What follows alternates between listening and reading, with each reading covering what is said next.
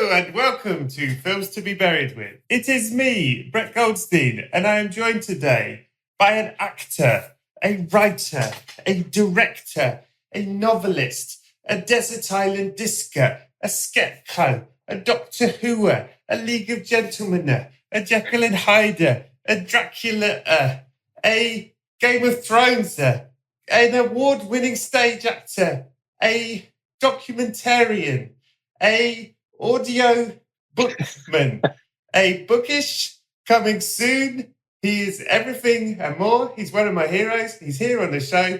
Please, will you welcome to the show? It's the amazing, it's Mark Gatiss.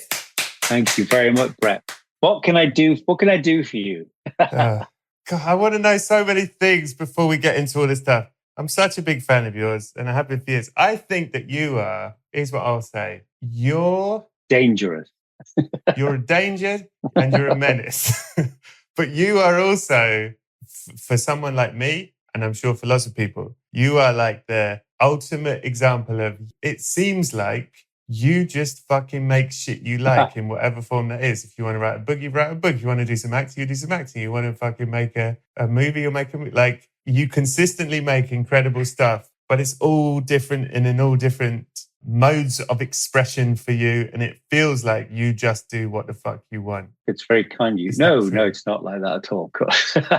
I mean, I do. Oh, right. I try very hard to make the kind of thing I'd like to watch. That doesn't mean it's necessarily going to happen. I mean, I think someone asked me the other day, because I'm in Mission Impossible and the Fantastic Four, and they said it said, how did that come about? I said, well, I was asked to do it, and he said, it's not a plan then. I went, no. I mean, well, I don't know how you would plan that. I'd be very pleased to be asked, but no. It's somewhere between the two. You know, I'm doing a play next year, which I've always wanted to do. I've sort of forced that to happen because I wanted to do it. But I can't tell you yet. It's secret. Is it a secret? Yeah, it'll come out soon. Secret. But otherwise, you know, I get asked to do things or asked to audition for stuff. And then Bookish was a long gestating project, which after the pandemic, it sort of all suddenly came together. So you can never tell. I don't think you can really have a plan. All I can say is I just try and do things I would like to watch or be in, as it were. It might look very easy, but it really isn't. One of my favorite quotes: Ian McDiarmid, the Emperor of the Universe, replacing, of course, originally Clive Revel, and the eyes of a baboon. That's true, isn't it, from Star Wars? Ian McDiarmid. I was asked what advice he would give to the 16-year-old version of himself, and he said that one thing does not necessarily follow another. And it's so true. Yes. That is true. That is true. Can I tell you one of my favorite things that you've done, and I wish you'd do 100 more, was your history of horror documentaries and your European horror. I loved watching you talk about horror. I think I learned a lot, and it deepened my own appreciation of horror. But I just fucking loved you walking around talking about horror. You talk about horror like it's love. It's so beautiful. I really, really enjoyed those shows. Thank you. Well, my favorite part of doing that, it's a long time ago, and it's 15 years ago, that my favorite part was just being able to enthuse about it, you know, and talk about it. Yeah. But I swear to God, it's a vanished world already. That the idea that BBC4, which now is just a repeats channel, would email me and say, would you like to make a 3-part history on horror films? Which I went, yes, I would. It's extraordinary. So it's sadly. And we're always hopeful we could do a third one. I suppose really probably about Asian horror, but probably more just a sort of mopping up around the world. But there wasn't the money or the interest. So the fact we got those 3 and then Horror Europa as a sort of one-off, I think was semi-miraculous even then. So very pleased with them. And I got, talk about, I do everything for the 8-year-old version of myself, as I said. And I got to meet people that I used to read about when I was tiny, just in time. By the time, I remember going on holiday after we'd finished filming, and 3 of them died before transmission. And then the producer rang me and said, John Carpenter's had a fucking stroke. He is happily recovered and is still with us. and thriving. But it was like, at one point, I thought, I'm going to get a reputation as the Grim Reaper. It was actually quite appropriate to the subject matter. Yeah. What about one other thing? I'm interested in your collaborations. You write alone, you write with people. Seems you work well with others. And I'm curious, like, do you have with all your different parts, Stephen Moffat and with your League of Gentlemen guys and with like, is it different the way you work with each of them? Do you have like a set way that you like to write with someone? Or is each person that you have collaborated with a completely different way of doing it? I think it's different, really. I mean, I haven't written with Jeremy from the League for a long time, but we've actually just done a radio play together, which was absolutely joyous, which is not a secret. I'm sure I can tell you about this thing. It's actually film related. It's so bizarre. I'm going to have to tell you in stages, but very quickly. The character of Les McQueen, remember, the failed musician in the League of Gentlemen, was based on Jeremy's uncle Ian, who used to be an A&R man for Polydor Records. So and then he left the business. It's a shit business, as he said.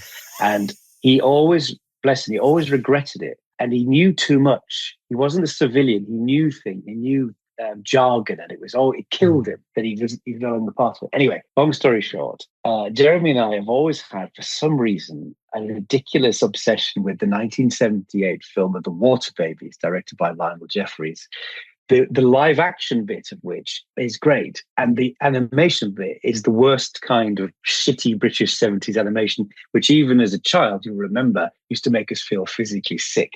You won't remember because you're young. But that, and it's a horrible musical, and there's a horrible song in it called High Cockalorum. Anyway, a couple of years ago, accidentally, Jeremy let slip that his uncle Ian, model for Les McQueen, had to drive James Mason around West Yorkshire to promote the album of the Water Babies because he appears in the film. And I went, what? He went, I know, I've never told you before. Now, James Mason's my favourite actor. And I said, you write it, I'll do it. Incredibly, he has, and Radio 4 have made it. And I play Uncle Ian and James Mason. Oh, wow. Being driven around local radio stations in West Yorkshire. It's That's absolutely amazing. Insane. Did you do them one at a time, or did you do one?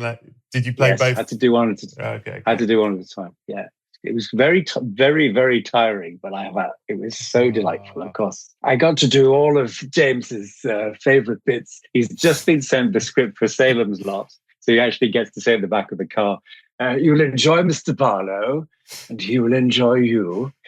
It was great. So there we are. That's a film-related story. That's fantastic. Yes.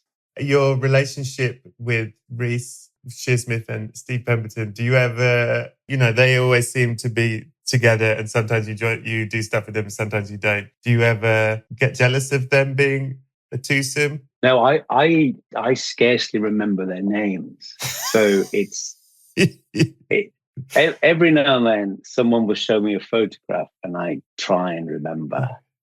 No, not at all. I think I'm thrilled for them. I was in the documentary for the end of Inside the Nine, and I said it then, and I mean it as Huey Green used to say. I mean it most sincerely. I think that show is so good, and their level of invention is genuinely astonishing. As Reese always says, they basically wrote 55 pilots, and now they've just done this brilliant stage show, which I guested in a couple of months ago. And, it's incredible. It's an incredible achievement. I'm very glad that as it finally came to an end, that people did finally realize how good it was. Of course, just in time for it to go.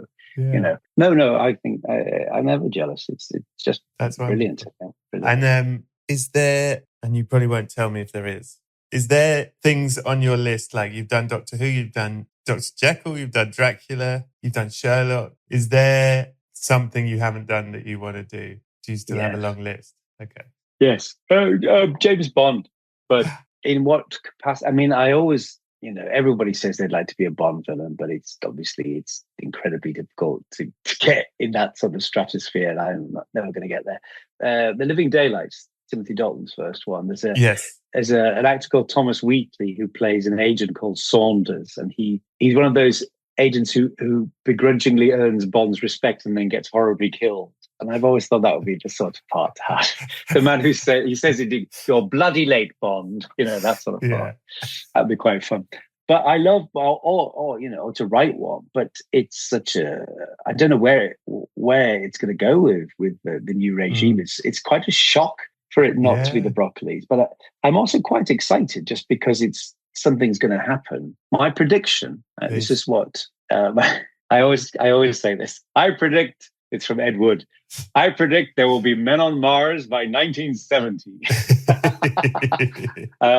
My feeling is they'll probably do what Disney did with Star Wars. They'll do a new film quite swiftly and very well, and then they'll totally fuck it up with too many spin-offs. Yeah. There, you heard it here first. I think you're right.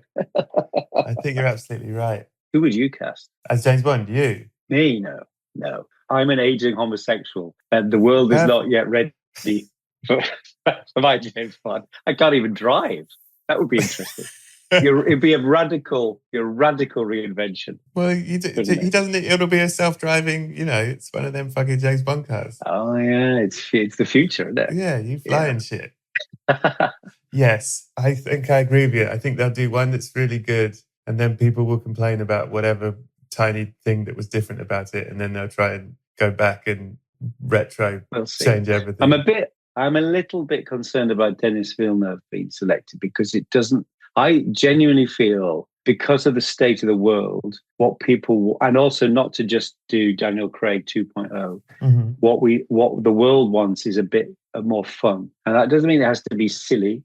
Yeah. I think, though, we could do with a bit more Roger Moore at the moment. And I don't think Denis Villeneuve is going to be the man to do that. I'm talking myself out of a cameo. Listen to me. You were just about to play a guy that earns his respect and then gets killed. Yeah.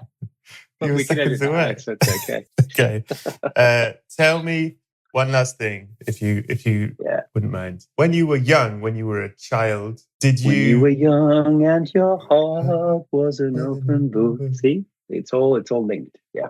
Did you just know this is what you were going to, like, how did you get into it all, I guess? I just mean, like, did you always, like, I'm just going to do this, or was it how did you get into any of this from being a baby? You know what I mean? Yeah. In Rosemary's Baby, where John Cassavetes gets that part because the other actor goes blind and it's actually black magic. That's how I did it. Yeah. Mark Gatiss, I've forgotten to tell you something. And it's mad, mad that I forgot to tell you this, given everything we've been through together in these last 18 minutes. But I'll say it. You've died. You're dead. Oh, yeah. I forgot about that. Yeah. I did too. It is awful. Still here, though. Yeah. National treasure. Gone like that. National trinket. How did you die? How did I die? Oh God. Not horribly, I hope. It's up to you. You get to choose. I sometimes, peacefully. Yeah. Suddenly at home. That's Suddenly what they used to say in the papers, wasn't it? Yeah. But so I'm dead. What happened now? This list, has this list been found on my body? Well, firstly, you have to tell me if you worry about death. Oh, not like I used to. I used to be absolutely petrified of dying, and was therefore morbidly fascinated by it, and have been all my life. But I'm less terrified now because you become. I've seen lots of it, and it changes your attitude towards it, and also your own mortality. But I was talking to someone. I went to a funeral last week actually, and of an old friend who was 90. But it was at Brompton Cemetery, and it's an amazing place. But I was saying to someone, I went on a tour of cemeteries when I was 19. That's the sort of thing I used to do as a long-fringed, vaguely gothy teenager. And I don't do that anymore because I don't want to be anywhere near the dead, of course. Yeah. So your attitude changes now, but I'm not afraid. It's just the only thing that occurred to me is dying too soon and dying painfully. That's otherwise it's going to happen. So you might as well embrace it. So suddenly at home, let's say, trip down the stairs, instantly break your neck, dead. Oh, I don't know. I don't like that. That's violent. I mean, but it was instant. And if I was a ghost, I might be in my pajamas for the rest of time or something like that. Could be instantaneous. Yeah. Suddenly shot in the back of the neck. Okay, good. Do you know who it was? It was a professional assassin. Nice. Okay. It was Eddie Redmayne. Yeah. Nice. Do you think anything happens after you die? No, nothing. No, well, but except podcasts, maybe. Well, I got news for you, buddy boy. There's a heaven, and you're going to it. Hey! And it's filled with your favourite thing. What's your favourite thing? I've got a lot of favourite things, like Julie Andrews. It's not Julie Andrews, although she's lovely. But I bet she's in heaven. She'll be in heaven, won't she? Yeah. Are you kidding me? She's the queen. I would say crystallized ginger and chocolate, maybe my favourite thing. Okay. Well, heaven is filled with crystallized ginger and chocolate. And everyone is very excited to see you. They want to talk to you about your life, but they want to talk about your life through film. And the first thing they say, they're weird. They're high on crystallized ginger and chocolate. And they want to know, what's the first film you remember seeing, Mark Gatiss? I know what it was. Good. Because it's never left me and has had a profound effect on me my entire life. I was 3. Mm-hmm. I still remember the film that was on before it, because it was a double bill in those days, and it was Chitty Chitty Bang Bang, which is still a very special film to me and petrified me like nothing else, but I absolutely loved it. And it's an interesting thing. I remember talking to Ben Whishaw when he was filming. I was working with him when he was making Mary Poppins Returns, and he said that Mary Poppins was such a special film to him because when he was young, it just came out on video for the first time, so it was magical. You know? And it occurred to me, Mary Poppins, I don't have that relationship with because it wasn't available. It was on Disney Time for 2 minutes. Disney Time. But Chitty Chitty Bang, Chitty is my Poppin because it was my first film, and also I've seen it thousands of times, and I love it. And it's a very special film to me. Yeah. Was that at the cinema? You saw that? Yeah. Oh, wow. So it was on, the film before it was a sort of half-hour travelogue about a couple driving through France. I would love to find out what that was because I can remember it so vividly because it was so boring. Yeah. And then and Chitty Bang Bang is about 9 hours long, so it was a long day. But we had nothing to do in those days, so we just used to live in the cinema. Who did you see that with? Do you remember that? With the whole family, with my mum and dad and my brother and sister, 1969. Wow. It's a terrifying film. Yes. A very strange and terrifying film. Yeah, written by Roald Dahl, of course. Written by Roald Dahl. And not really very like the Ian Fleming book. It's pure Dahl. In fact, I would say The Childcatcher is the purest of all Dahl creations. And it's not in one of his stories, as it were. Yeah. Interesting. What is the film that made you cry the most? Are you a crier? Yes. Are we doing it out of order? This is going to throw me. Oh, sometimes I mix it up. Keep you on your toes. Well, I'm increasingly a crier, of course, because I am middle-aged and therefore everything affects me. Mm-hmm. This may be a cliche, but it's almost always top of my list anyway. It's a Wonderful Life makes me weep. I don't watch it every year because I think it's good to have a break and then you can watch it again. In fact, I hadn't seen it for a while and I watched it in the cinema last year and it was really great to see it on the big screen. But every time I cry earlier every time. Oh, wow. It's just the start now when I'm off. Yeah. And then to be slightly less obvious, it's probably a beautiful film called The Ghost of Mrs. Muir. Do you know that? With Rex Harrison and Gene Tierney. Yeah, I've never seen that, but I know what it is, yeah. Oh, it's a beautiful film. It's the perfect Sunday afternoon film. I remember watching it with my mum, and it's very funny and it's lovely, but it's terribly moving, and it's always kind of got me in a strange kind of way. Those are probably my weepiest films. That's nice. The one I'm really excited about. What's the film that scared you the most? If you had to pick one. Oh, wow. There's you a can lot. Pick many. You can pick many. The water, but I know what it is because I talk about it in that documentary, actually. It's The Haunting, 1963, Robert Wise. The Robert Wise. It's a superb film, of course it is. But the reason it scared me more than anything is I watched it with my dad and he was scared shitless. Really? And to see your dad scared meant it sort of doubled it up. I can see him. I remember his hands gripping the arms of the chair because it was so frightening. It's so brilliantly made. It's so simple, that banging noise and the incredible bit where Julie Harris is lying in bed and she's staring at that piece of the wallpaper and she could hear this sort of strange mumbling sound. And then she asks Claire Bloom to hold her hand And then she starts to hold her hand too tight and it becomes painful. And then suddenly the light goes on and Claire Bloom's over there in the doorway. And she looked, I'm going cold. She looks at the hand and says, whose hand was I holding? It's absolutely terrifying. God, I have a look. I've got goosebumps. You can't see it. Love it. You've said this in your documentaries, but I get people who write, because we talk about horror a lot on this podcast, and you are, I believe, an expert in this. And a lot of people that don't like horror always go to me like, why would you want, like, what is it? Like, I don't want to be scared. I don't want, like, why would anyone put themselves through it? What is your theory on why horror? Why love? What is the point of it for you? I suppose it's maybe a cliche to say it, but it's a bit like a fairground, right? I mean, although I don't actually like roller coasters very much, but I think it's that, isn't it? It's a safe form of thrills. It gets your heart racing. It's suspense. It's not about gore. And there are certain things I'm really not interested in. I could become terribly squeamish as I get older. Yeah, and also, I have no interest in house invasion kind of movies or torture porn, that sort of stuff. I just can't bear it. It has to be supernatural for me. But I don't understand people who, and there's a lot of them about, who just go, I can't watch that. And I just think, well, I think you're missing out on a big thing here, really. Yeah. It's psychologically intriguing because there are often people who in other walks of their life, are totally fearless. Yeah. And yet suddenly, something vaguely scary comes on. They can't look at it. I find it extraordinary. Or in fact, I would say contemptible, the word I use.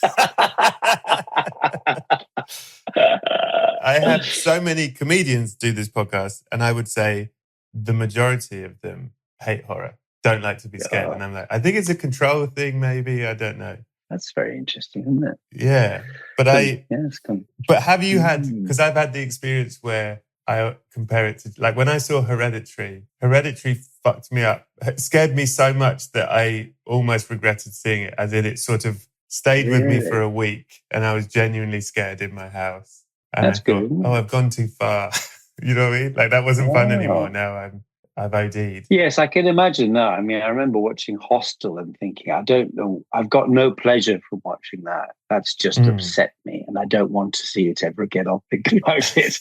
But then I think, well, maybe that's not really a horror film. That's a sort of extreme film that is. Yeah. Funny Games is another one. It's a very admirable film, but I absolutely never want to see it again. It upset me. So it's a different feeling. The strange thing about Hereditary is, well, you probably know what this feeling is like. Everyone is always saying to me, oh, this is the one. This is the new. Yeah. And it's not just becoming jaded, but I'm always disappointed because it never quite is. Yeah.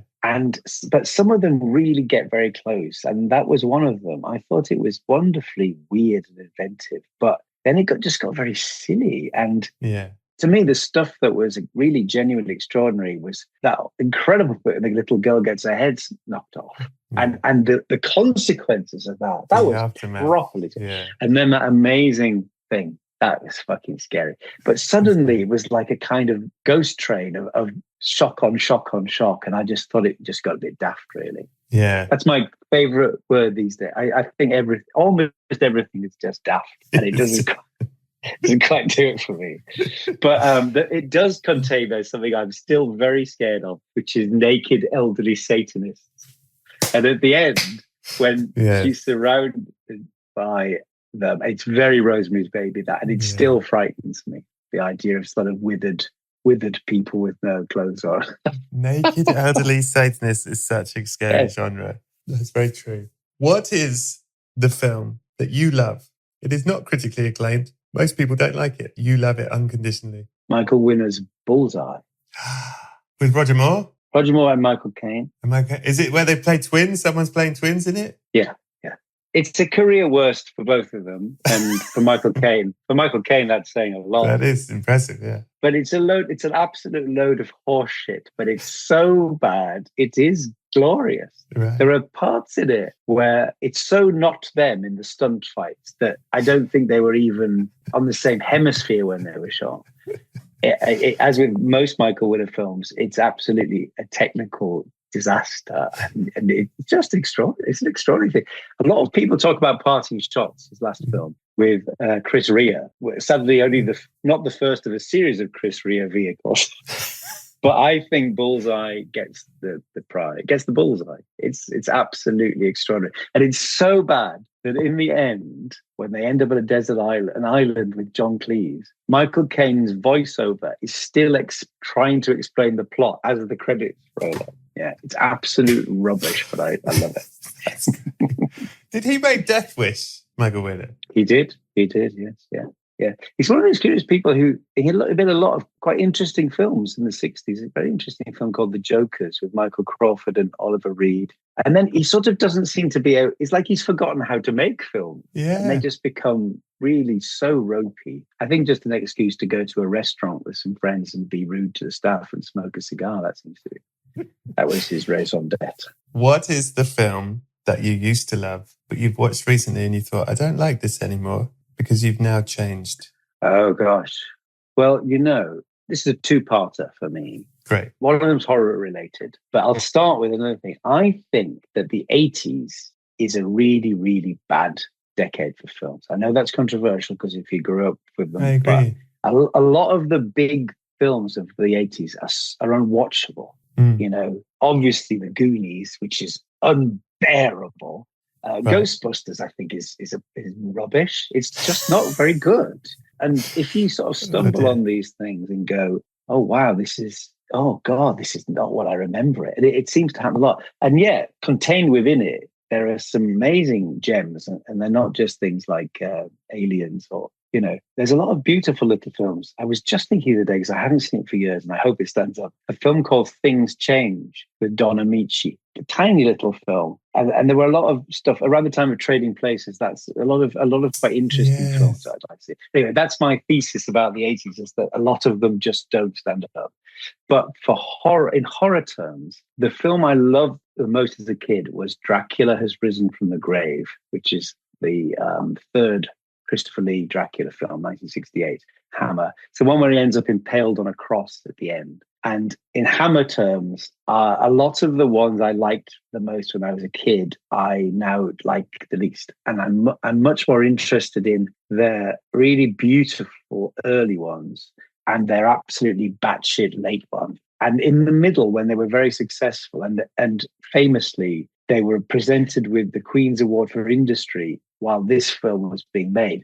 And a man actually came to the set to give it to them as Christopher Lee was being impaled on a cross. Oh, and wow. he was overheard. Christopher Lee overheard him say to his wife, that man's a member of my club,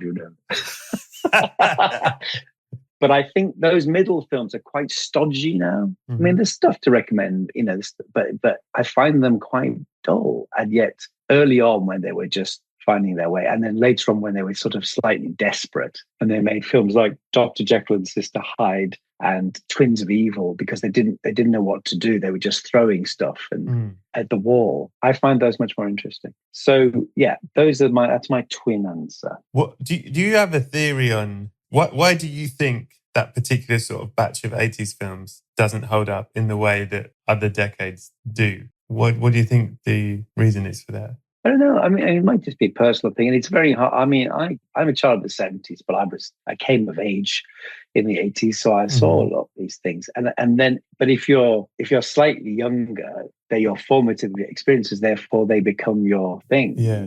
So it might be just I've got a slightly different view of them, but I suppose it's something to do with. I think maybe something to do with the kind of flashiness of them, the 80s-ness of them. Yeah. Whereas the 70s is full of really well-constructed thrillers, and then obviously with Jaws the big, and Star Wars the beginning of the summer blockbuster, but maybe by 10 years later they're just a bit formulaic. Those kind I think of things like like Batteries Not Included or Mannequin, or there's loads of those kind of films which had really good posters, but if you watch them now they make you slightly wince.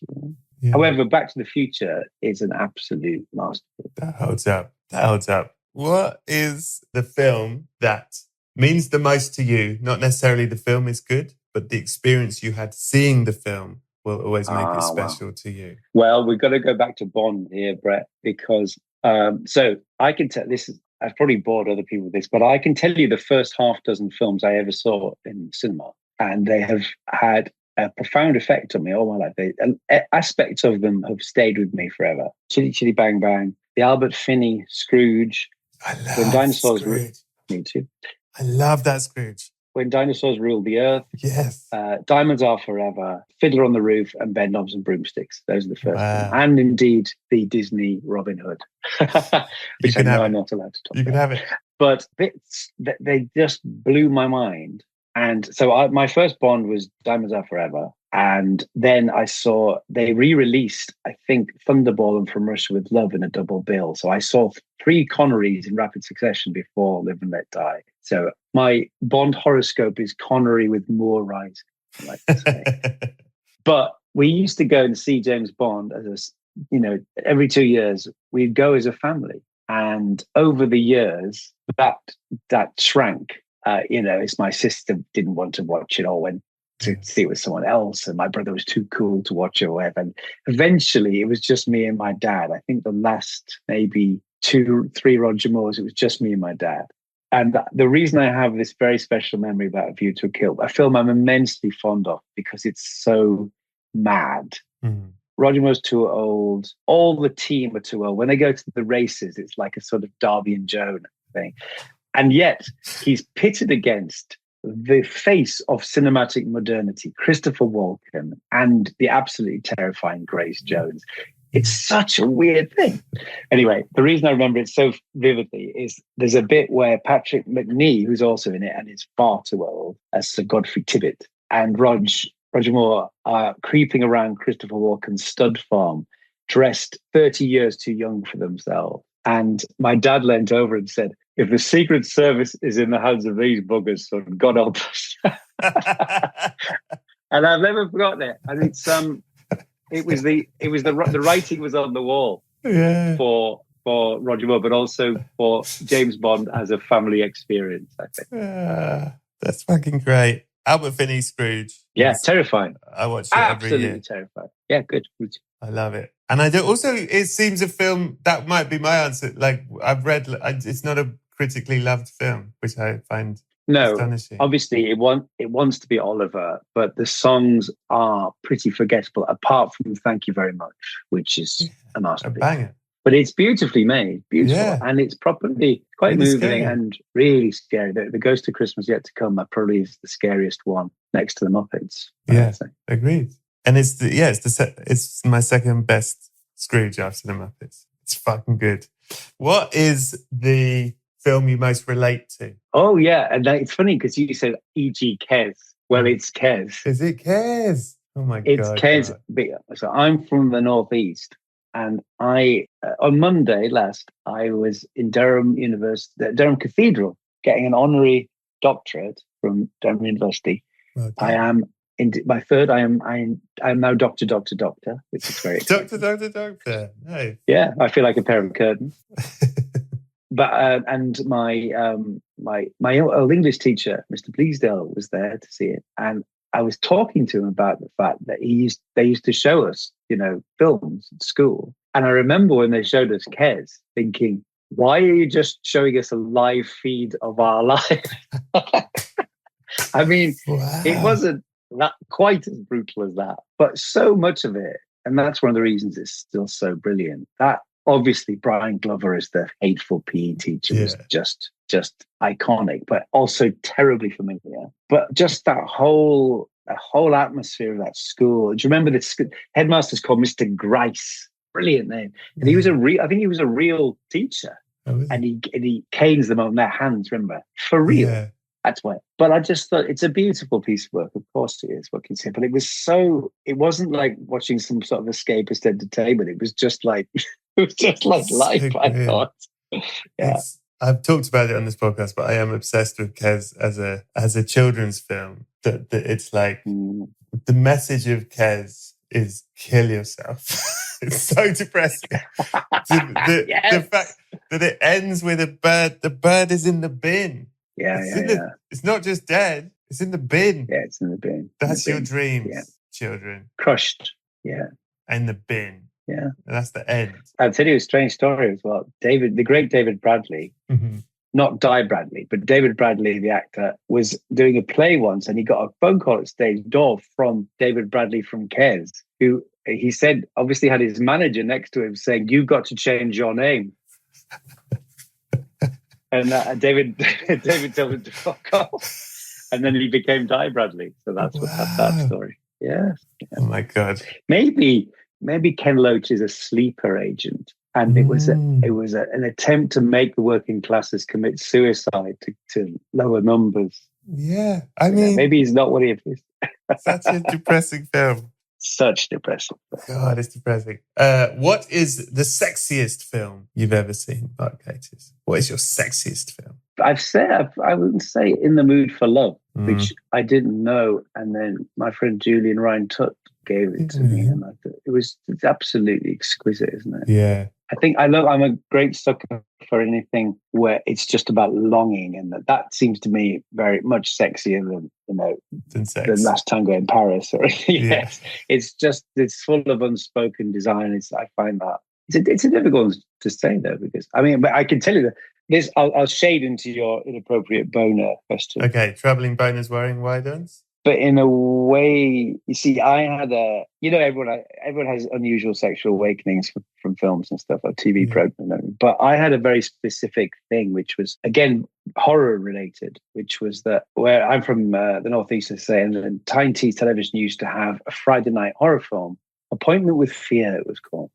And I was mostly left on my own to watch between probably about the ages of 10 and 14, just left on my own. And when I was about 12 or 13, the Appointment with Fear was off for the summer, but I just still stayed up. And it said in the Northern Echo, it was Lindsay Anderson's If, 5 stars, don't miss. So I stayed up and watched it. And the film starts with these public school boys coming back from their holidays, and this extraordinarily beautiful young man with long blonde hair is sort of mincing down the corridor, and one of the prefects cracks him across the back with his cane and says, "Stop tarting, Philip." And my heart just started pounding.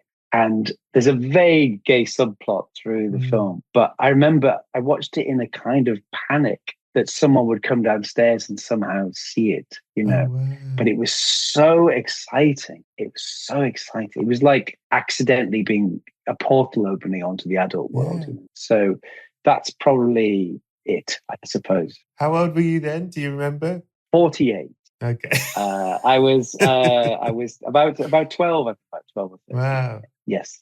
So probably in a way that's the sexiest film, because it meant it was just, it's amazing sensory overload, that film anyway, isn't it? Still, I think it's very of its time, but it's still got some real power.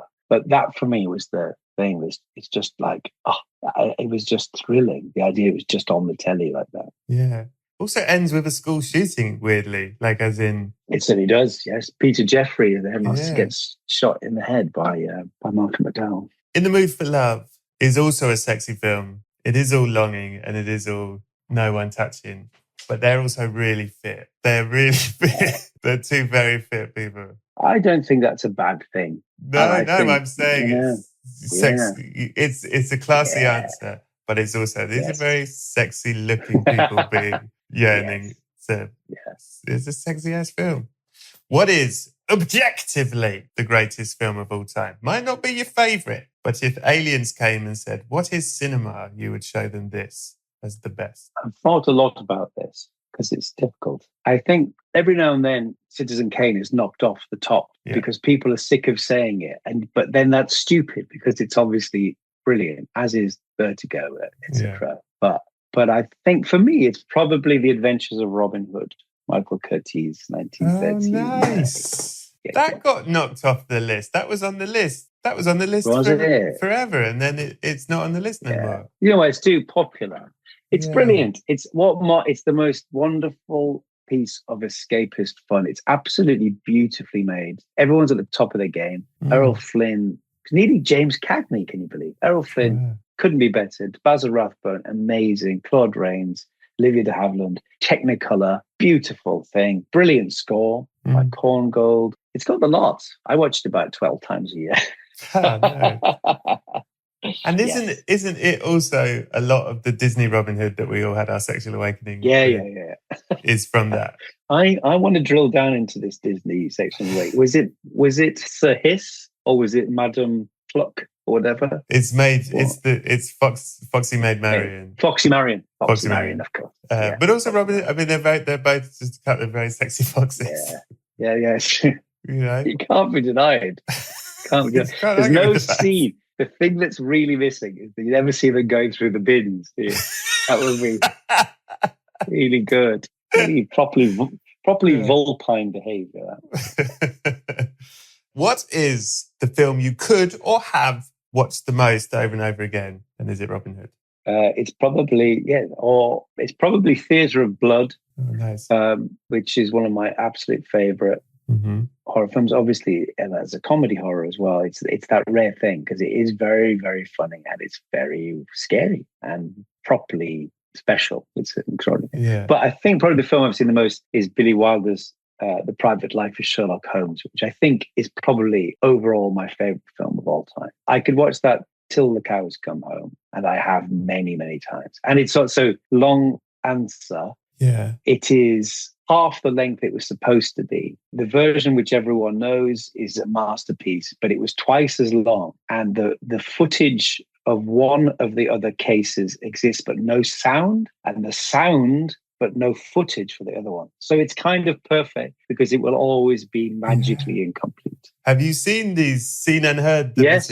Oh, right. Which is an incredible thing because it's like seeing, it would be like suddenly getting an extra half hour of, Godfather 2. I can't believe it. But weirdly, although Wilder was forced to make these cuts and he never talked about the film after it came out because it was so painful to him, but it's probably the right idea because it focuses the whole thing. So it's a beautiful thing. You've never seen it then, do it? It was a huge influence on Sherlock. Okay. The tone of it is absolutely marvelous. Completely gets Sherlock Holmes, but also it's very playful and funny at the same time, and very, very melancholy. But I screened it a long time ago now, the height of Sherlock's fame. I screened it at a little literary festival, and I did a big speech beforehand about how sad it was. And then Stephen and I sat down to watch it, and the whole room was falling about. And I thought, oh gosh, I've slightly forgotten how funny it is. We're convinced because it's such a good film. Yeah, it's really, really marvelous. I have not seen that, to my shame, and now I want to. What's the worst film you've ever seen? Let's not be too negative, but what's the worst film you've ever seen? This is hard, isn't it? Because some of this is libelous, isn't it? I've just left a blank because I didn't know what to say. Because I know what I'd like to say. But we could say it and then we could cut it out. But what can we do about that? Because then wouldn't have an answer, would you? I tell you what, it's a lot. When we get to the Patreon and you have to tell a secret, if you don't have a secret, you can tell us what the worst film was. Oh, but then Patreons will leak and then I'll be had up for criminal libel. Well, you know what? Listen, you're a creator and a creative, and I respect it. You don't have to answer this one, but you can tell me and we'll cut it out. Or tell me at the end. I'll tell you at the end. Yeah. Okay. You're in comedy. You're very funny. What's the film? You're an award-winning comedian, for God's sakes. Yeah, what is the film that made you laugh the most? Actually laugh out loud. I can't say it because it's Airplane. Why can't you and say it's too obvious. But I can say that I think the most I've ever laughed actually was watching Police Squad on a plane. So it's Airplane related. It's the beginnings of Airplane. Yes.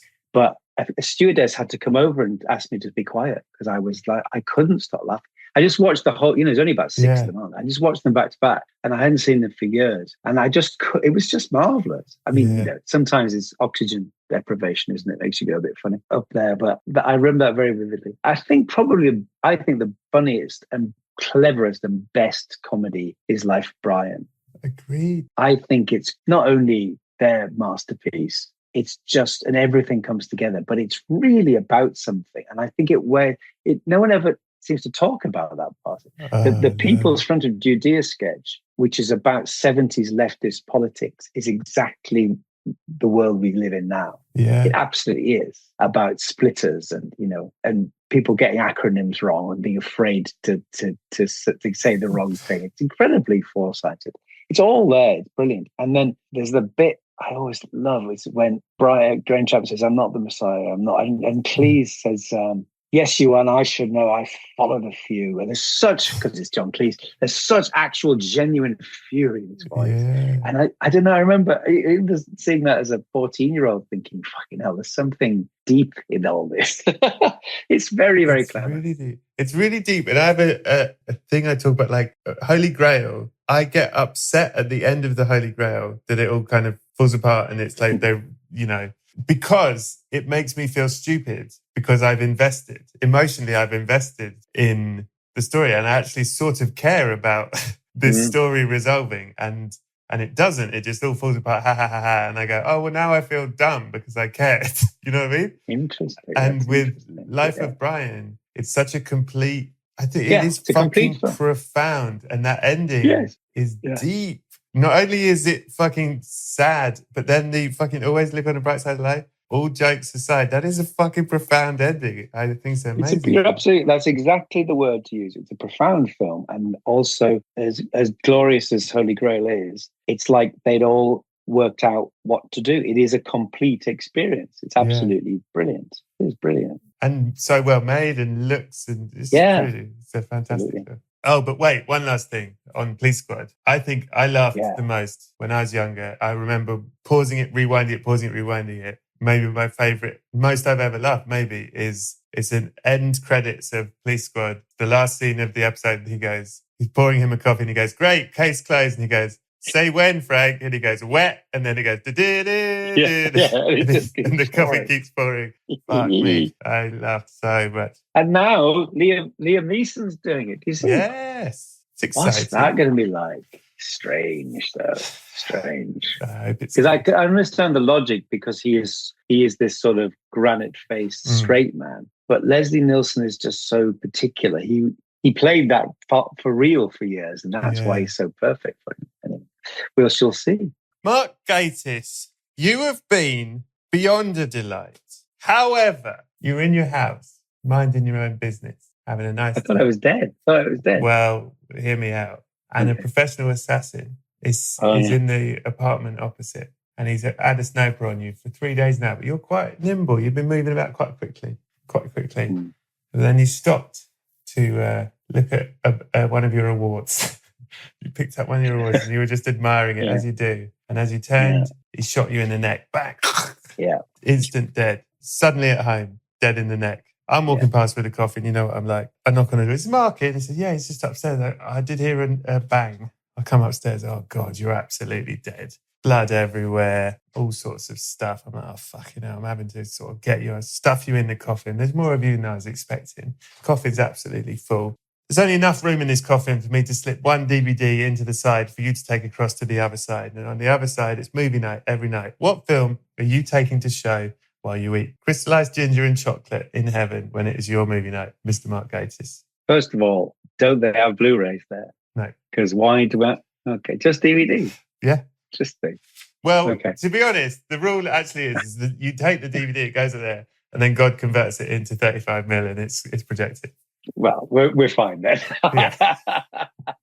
I would probably take Billy Wilder's The Private Life of Sherlock Holmes, which I've seen probably more than anything else, and is a source of endless delight to me. It's kind of got everything, I think. So I don't think I'd ever get sick of that, even in eternity. And I can then chat, do a little interview with Robert Stevens and Colin Blakely. Yes. Special podcast with Billy Wilder. They're all there. It's going to be great. It's great, yeah. It's going to be so great. Mark, would you please tell everyone about Bookish and other things that you have coming up? Oh, so I have created my own detective series, which is called Bookish, which is set in London in 1946. And I play an antiquarian book dealer called Book, who solves crimes on the side. But he is also a gay man in a lavender marriage with his childhood best friend, played by Polly Walker from Bridgerton, and we solve crimes together. Right.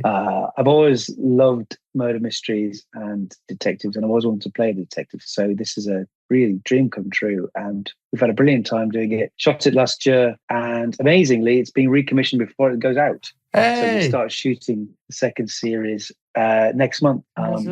Between August and December, thank you. And you write all of them? So I wrote I created it, I wrote the first one, and then I co-wrote the other two stories with Matthew Sweet, Right. And then the second series, sort of similar arrangement. The first one, and then the second one is written by me and Matthew, and then the third one by me and my partner, Ian Allard. Great. So that's and if we carry on, I shall work my way slowly through the 1940s, because it's the best decade for British film, but also a fantastically under-examined period. It's very interesting. We're all obsessed with the war, but after the war, basically Attlee's Britain, the most radical government we ever had, foundations of the welfare state, the NHS, but also the world was completely upside down. It's full of displaced people who didn't know what to do with themselves. And it's a fantastic breeding ground for crime. So it's a very, very unusual setting. And it's lovely to sort of play in that playground. And you're on the cover of the Radio Times and the TV Times, like you are Christmas Incredible. itself. Yeah, I'm well in a way, yes. Albert Finney has come back to haunt me.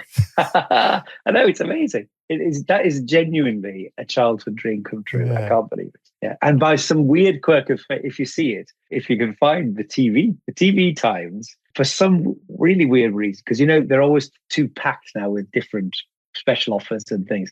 For some reason, this week's is quite uncluttered and therefore looks like it's a TV time from about 1973. And I couldn't be more pleased. This is great. It's on You and Alibi, which is available through Virgin, Sky, and Now TV. And then once it's on, I think it becomes a kind of streamable box set. And then, we'll see. Was it the first time you've written with your partner, or have you written before together? It is the first time, yes. But Ian's always been my kind of unofficial script editor. Okay. And especially with murder mysteries, we always if people could overhear us walking the dog, it's like an Agatha Christie where people overhear ways of violently killing people and thinking someone's going to get knocked off. So It was great. It was great, actually. Yeah, but they're difficult murder mysteries. They are fiendishly difficult to crack because you want to be novel, but equally the furniture of the thing is why a lot of people watch it, because it's it's comfortable, isn't it? But I didn't want it to be cozy. I wanted to have a bit of bite to it, So we'll see. Anyway, hopefully people like it. Do you work backwards? I have no idea how you do a murder mystery. Yes and no. I mean, the truth. Yes, you can work out a murder and then try and cover it up. But the biggest challenges genuinely are trying to make the clues. You have to play fair with the audience. You see, trying to make the clues present but not too obvious and not too obscure. And genuinely, a big one which people don't talk about is motive. Why would anyone bother killing someone when you could actually just not reply to their letters or it's a big one. Yeah. And part of it is contained in the rules of the genre. It has to be slightly heightened because people don't get murdered in that way. It never happens, or very, very, very rare. But at the same time, you do want to feel like there is sufficient motive to do it. That's interesting. Very interesting problem to try and crack and to constantly revise and reinvent. I'm very excited to see it. Wednesday 16th it comes out, and then it will be available. You and Alibi, Sky, Virgin, Sky TV, Now TV. Yes. And everywhere. Mark Gatiss, I like you very much. Thank you for doing this. Thank you. A real pleasure. I think I may love you. I may love you. Yeah. Oh my God. I love you. That's good. All right. I will stop the recording. Thank you very much. Goodbye.